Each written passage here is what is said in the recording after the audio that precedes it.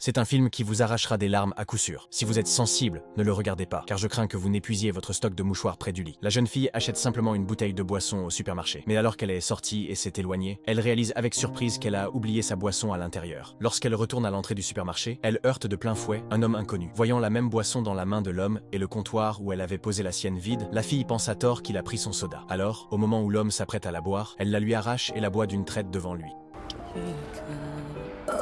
Puis, elle lui fourre la bouteille vide dans la main et s'en va sans un regard. L'homme, voyant son soda fraîchement acheté, bu jusqu'à la dernière goutte par la fille, est rempli de perplexité et d'incompréhension. Mais lorsque la fille monte dans le bus, elle découvre que son portefeuille est aussi resté au supermarché. Quand elle y retourne, la caissière lui tend directement sa boisson et son portefeuille.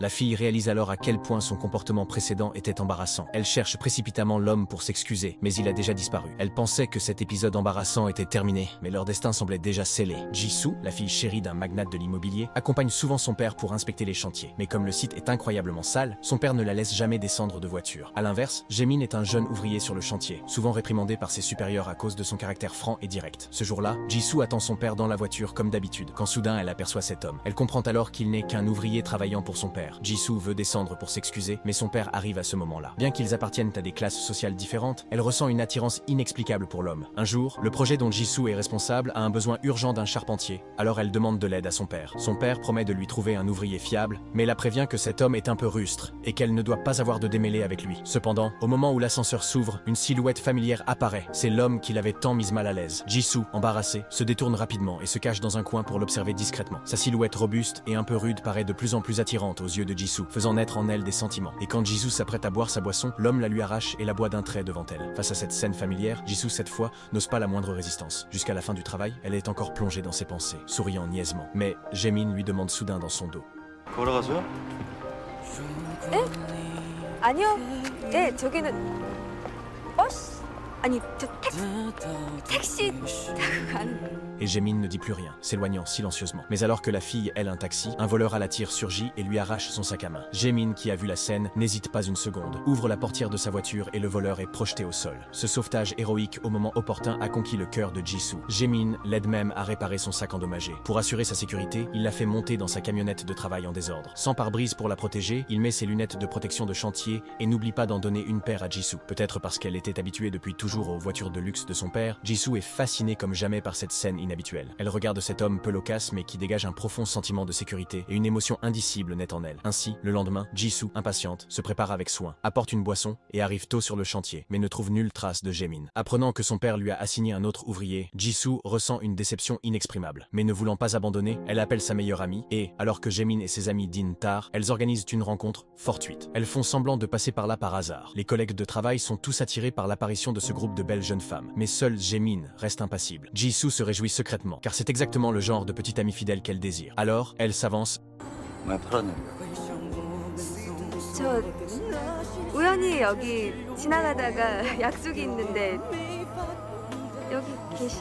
Jaemin lance un regard entendu à ses collègues, qui comprennent et leur cèdent la place. Tandis que tout le monde est plongé dans les rires et la joie. Eux deux restent assis là, immobiles, car sous la table discrète, leurs mains sont déjà fermement enlacées, transmettant silencieusement l'amour profond et ardent qu'ils éprouvent l'un pour l'autre. Un verre d'alcool fort, un baiser passionné, ainsi commence le nouveau chapitre romantique de leur belle histoire d'amour. Elle pensait que le ciel lui avait généreusement offert un amour de conte de fées, mais elle ne s'attendait pas à ce que le destin aime tant jouer de cruels tours aux mortels. Comme tous les couples passionnément amoureux, ils sont inséparables au quotidien, comme si le monde entier n'existait que pour eux deux. Jaemin apprend patiemment à Jisoo à jouer au baseball. Chaque fois qu'elle frappe la balle, elle saute de joie. Et Jisoo coude à la main des vêtements pour Jaemin. Pour s'assurer un avenir radieux, Jaemin passe activement l'examen d'architecte, tandis que Jisoo attendra bêtement devant le centre d'examen. On dit souvent que les gens amoureux sourient niaisement sans s'en rendre compte. Et Jisoo, avec son cœur d'artichaut, ne fait pas exception. Son père remarque avec perspicacité le changement de sa fille. Mais lorsqu'il exprime le souhait de rencontrer son futur gendre, Jisoo panique. Elle sait que la situation actuelle de Jaemin est plutôt précaire et que son père, toujours très exigeant, s'y opposera certainement. Elle ment donc en disant qu'il est ingénieur en bâtiment. 아니, 아니야. 이런 절대 아니야. Lorsqu'elle révèle à son petit ami que son père veut le rencontrer, Jaemin refuse sans hésiter. Il est conscient de l'écart qui les sépare et craint que cette différence ne devienne un fossé insurmontable pour leur amour. Mais Jisoo, qui n'a jamais connu les épreuves de la vie, ne peut pas comprendre profondément la dureté et la cruauté de l'existence. Elle invite secrètement ses parents lors d'un de leurs doux rendez-vous, à l'insu de Jaemin. Lorsque son père voit Jaemin, il est comme frappé par la foudre, pétrifié sur place. Et Jaemin, voyant que le père de sa petite amie n'est autre que son propre patron, panique également. Il veut instinctivement se lever et partir, mais Jisoo le retient. L'atmosphère sur place devient instantanément extrêmement gênante, comme si l'air lui-même s'était figé. Mais à ce moment-là, Jisoo se sent soudainement mal et se lève pour aller aux toilettes. Le père, regardant ce gamin pauvre incapable même d'offrir un foyer stable à sa fille, sent la colère monter en lui. Il licencie alors Jaemin sur le champ et lui interdit formellement de revoir sa fille. Mais alors que la tension est à son comble, des cris retentissent soudainement de l'extérieur. Pour une raison inconnue, Jisoo s'est évanoui sous la pluie battante. Jaemin, voyant cela, n'hésite pas une seconde, se précipite, prend Jisoo dans ses bras et court désespérément vers l'hôpital. Le père observe silencieusement cette scène et une once de reconnaissance sans précédent pour ce gamin qu'il méprisait naît en lui. 과다한 스트레스로 인해 정신을 잠시 잃은 것 같습니다. 빈혈 증세도 좀 있고요. Voyant le visage de Jaemin rempli d'inquiétude, Jisoo se jette dans ses bras, ses larmes jaillissant de manière incontrôlable. Le père, voyant sa fille chérie si triste, sent la glace dans son cœur fondre peu à peu. Il croit que cet amour sincère est peut-être le trésor le plus précieux dans la vie de sa fille. Finalement, Jisoo réalise son vœu, enfile sa robe de mariée et épouse l'homme qu'elle aime. À cet instant, elle se sent comme la femme la plus heureuse du monde. Après le mariage, leur vie douce et heureuse les compte. Jaemin obtient également son diplôme d'architecte et devient un excellent professionnel. Alors que tout semble aller pour le mieux, un malheur survient discrètement. Sans savoir quand cela a commencé, Jisoo se met à oublier des choses. Ce qu'elle voulait faire une seconde plus tôt, elle l'oublie la seconde suivante. Non seulement elle se perd sur le chemin du retour, mais même cette maison autrefois si chaleureuse lui semble parfois étrangère. Ce changement inexplicable emplit le cœur de Jisoo d'une profonde angoisse. Avec une appréhension certaine, elle se rend secrètement à l'hôpital. Mais après un examen détaillé par le médecin, un diagnostic terrible tombe comme un coup de tonnerre dans un ciel serein. 알츠하이머병에 걸렸어. 알... 뭐요? 알츠하이머.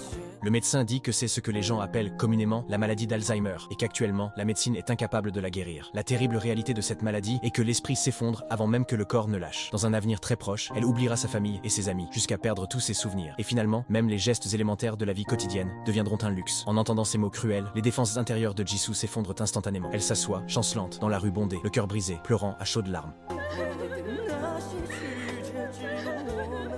Mais de retour à la maison, Jisoo n'annonce pas la nouvelle de sa maladie à Jaemin. Au lieu de cela, elle prépare à manger pour son mari comme d'habitude. Le soir, elle lui demande de lui refaire son tour de devinette avec les cartes. Mais en voyant son mari, comme à son habitude, faire tout pour la rendre heureuse, le cœur de Jisoo se serre davantage. Elle ne peut accepter que son bonheur soit ainsi détruit et ne peut que se cacher dans un coin de la chambre pour pleurer. Jisoo dessine sans cesse le portrait de Jaemin dans un carnet, essayant par ce moyen de ne pas oublier l'homme qu'elle aime le plus. Mais sa maladie s'aggrave trop vite. Ce jour-là, Jisoo se lève tôt pour préparer un déjeuner copieux pour Jaemin. Puis, ils se disent au revoir à contre-cœur. À l'heure du déjeuner, tout le monde est curieux de voir quel délicieux repas cette épouse attentionnée lui a préparé. Cependant, lorsque Jaemin ouvre les deux boîtes repas, tout le monde est stupéfait. Elles contiennent toutes les deux du riz blanc. Se remémorant les récents comportements étranges de sa femme, un profond malaise l'envahit. Il se rend immédiatement à l'hôpital pour chercher des réponses. Mais les paroles du médecin lui sont insupportables. Il demande avec agitation au médecin s'il ne s'est pas trompé. Mais le médecin lui dit que sa propre femme est morte de cette maladie et qu'il y a même consacré la moitié de sa vie à la recherche. À cet instant, Jaemin est complètement abasourdi. De son côté, Jisoo marche dans une rue bondée. Soudain, son cerveau semble enveloppé d'un brouillard épais. Tous ses souvenirs et ses pensées disparaissent. Elle reste là, figée, oubliant qui elle est, où elle se trouve, et encore plus ce qu'elle devait faire. Elle sort inconsciemment son téléphone, mais cet appareil familier lui semble maintenant si étrange. Elle ne se souvient plus du tout comment l'utiliser. Une angoisse intense la submerge comme une marée. Le monde de Jisoo s'effondre complètement à cet instant. Un policier s'approche d'elle. Voyant que l'état de Jisoo n'est pas normal, il se prépare à l'emmener à l'hôpital. Mais à ce moment-là, une silhouette familière apparaît. C'est l'ex-petite amie toxique de Jisoo. Les souvenirs de leur amour passionné d'antan refont surface dans son esprit. Jisoo, dans un moment de confusion, croit qu'ils sont toujours ensemble et lui prend la main involontairement. L'homme, voyant cela, en profite pour essayer de ramener Jisoo chez lui avec de mauvaises intentions. Pendant ce temps, Jaemin, anxieux, appelle sa femme, mais c'est la voix d'un inconnu qui répond. L'homme dit qu'il a trouvé le téléphone sur le bord de la route. Le cœur de Jaemin se serre. Un mauvais pressentiment l'envahit. Il réalise immédiatement que sa femme pourrait être en danger. Il se met alors à courir partout comme un fou, cherchant frénétiquement la trace de sa femme. Heureusement, Jisoo retrouve soudainement la mémoire. Elle rapidement un taxi et s'enfuit. Ensuite, Jisoo se rend au terrain de baseball où elle allait souvent avec Jaemin et y exprime avec force les émotions refoulées en elle. À ce moment-là, Jaemin la retrouve également. 뭐야? 공을 끝까지 봐야지. 좀 이상해. 공이 9개밖에 안 나와. 원래 10개지, 어? 얘기 들었어? 무슨 얘기? 내 머릿속에 지우개가 있다.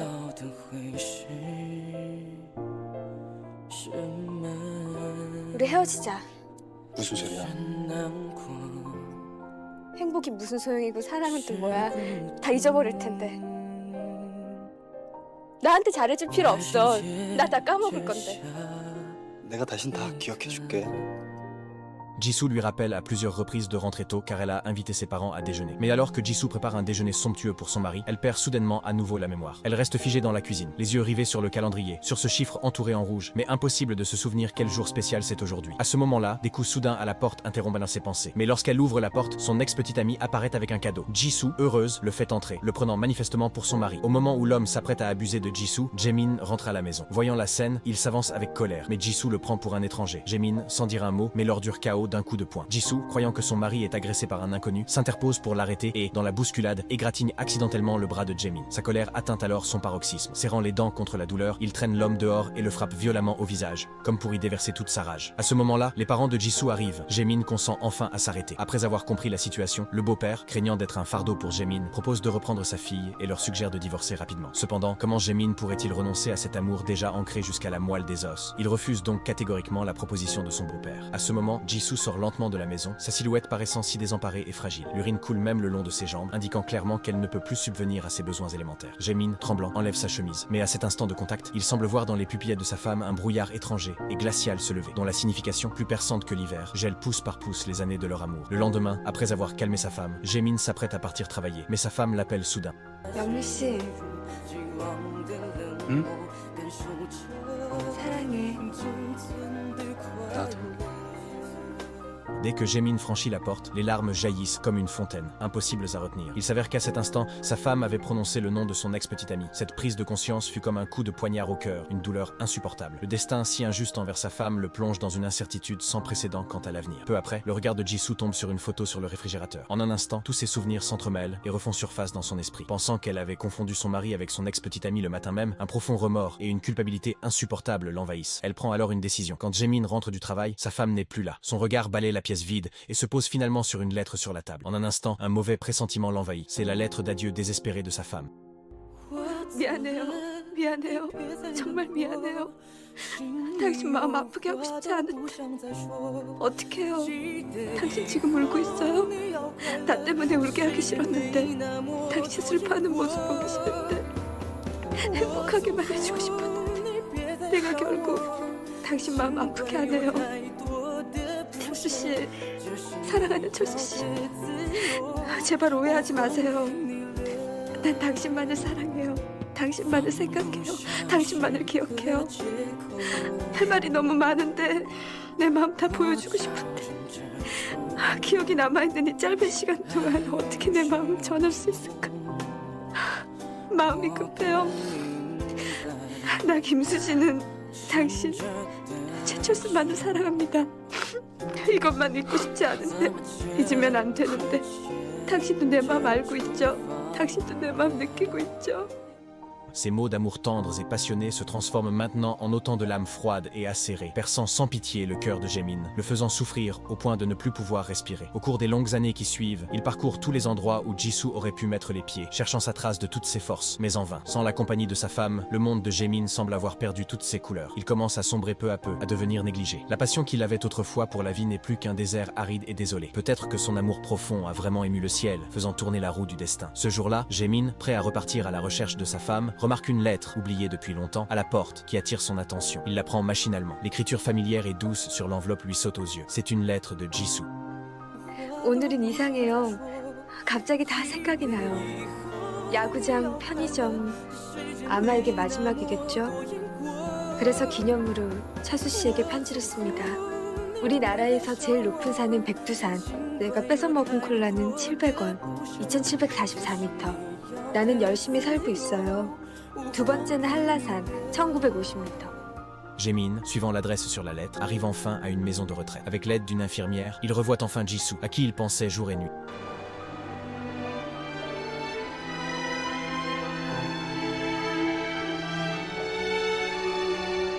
Bien qu'elle ne sache pas qui il est, une joie inexplicable se lie entre ses sourcils.